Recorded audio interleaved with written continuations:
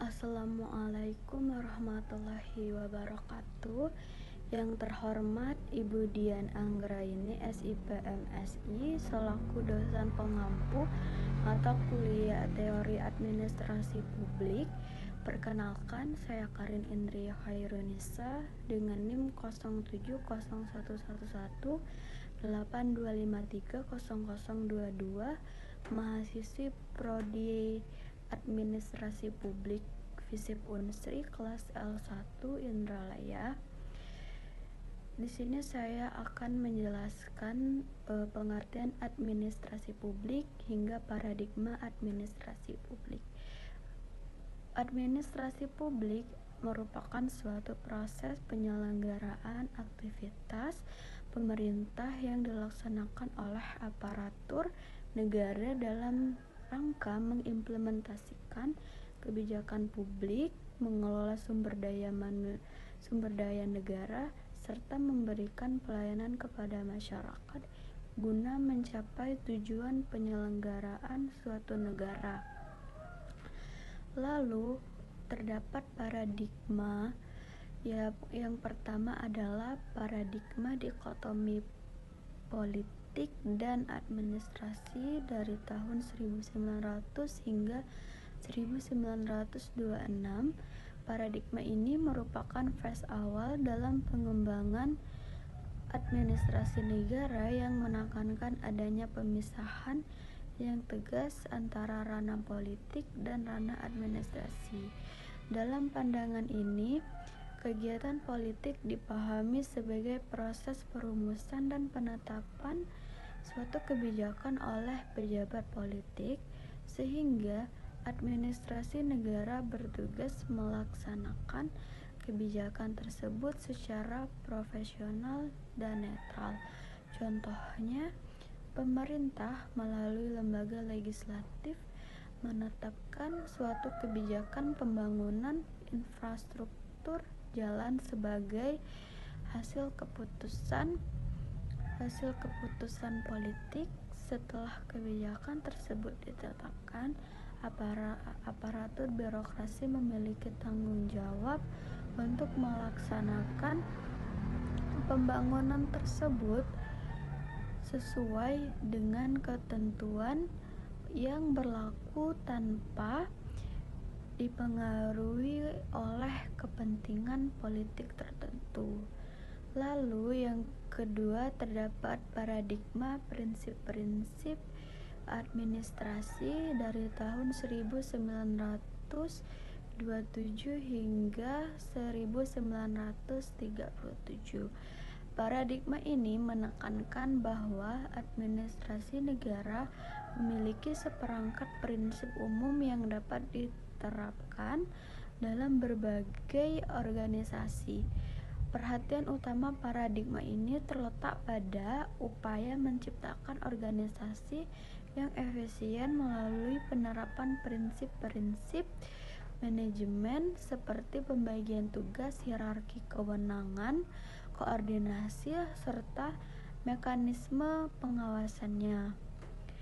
Pada masa ini berkembanglah sebuah konsep fungsi administrasi yang dikenal dengan istilah POSCORP yang mencakup kegiatan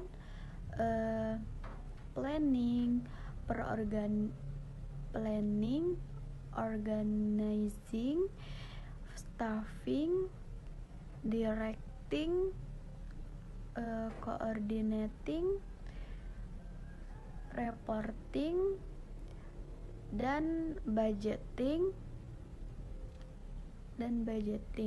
Contohnya, dalam suatu kementerian, pekerjaan dibagi ke dalam beberapa unit kerja atau direktorat yang memiliki tugas dan fungsi yang berbeda, dan di setiap rektorat tersebut dipimpin oleh seorang pejabat yang bertanggung jawab kepada pimpinan yang lebih tinggi, sehingga terbentuklah sebuah struktur organisasi yang teratur dan sistem kerja yang terkoordinasi.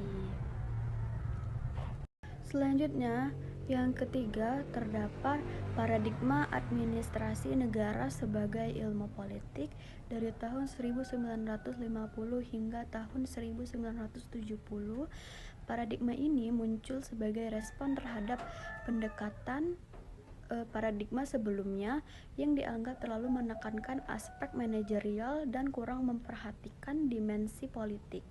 Dalam perspektif paradigma ini, administrasi negara dipandang sebagai bagian dari ilmu politik karena kegiatan administrasi tidak dapat dipisahkan dari proses perumusan dan pelaksanaan kebijakan publik.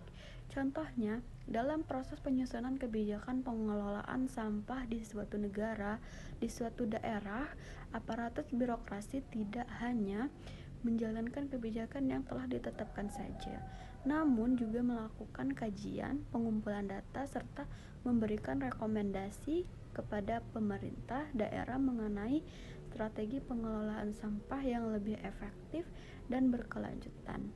Yang keempat, terdapat paradigma administrasi negara sebagai ilmu administrasi dari tahun 1956 hingga 1970.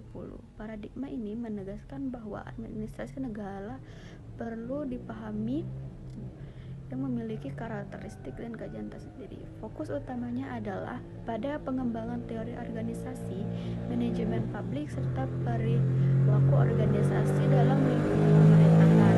Pendekatan ini banyak dipengaruhi oleh berbagai disiplin ilmu seperti ilmu manajemen, psikologi, dan sosiologi. Oleh karena itu, perhatian tidak hanya tertuju pada struktur organisasinya saja, tetapi juga pada organisasi individu, termasuk aspek motivasi kerja, kepemimpinan, komunikasi, dan budaya organisasi. Contohnya adalah sebuah instansi pemerintah berupaya meningkatkan kualitas pelayanan publik dengan memberikan pelatihan kepemimpinan kepada pegawainya, meningkatkan motivasi kerja, serta menciptakan lingkungan kerja yang mendukung kinerja aparatur. Dan yang terakhir adalah paradigma administrasi publik sebagai administrasi publik dari tahun 1970 hingga sekarang. Paradigma ini menegaskan bahwa administrasi publik merupakan bidang kajian yang memiliki fokus tersendiri, yaitu pada pengelolaan kepentingan publik serta penyediaan pelayanan kepada masyarakat. Kajian administrasi publik tidak hanya menyoroti tentang struktur organisasi pemerintahan saja, tetapi juga menekankan nilai-nilai penting seperti efektivitas, akuntabilitas, transparansi, serta partisipasi masyarakat dalam penyelenggaraan suatu pemerintahan. Lalu seiring berkembangnya paradigma ini melahirkan sebagai pendekatan baru seperti New Public Administration, New Public Management, dan New Public Service, dan yang terbaru adalah Good Governance.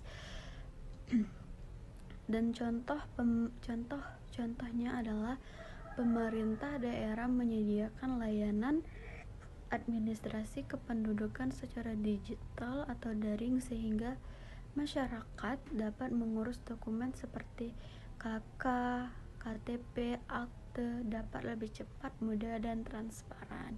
Sepertinya itu saja.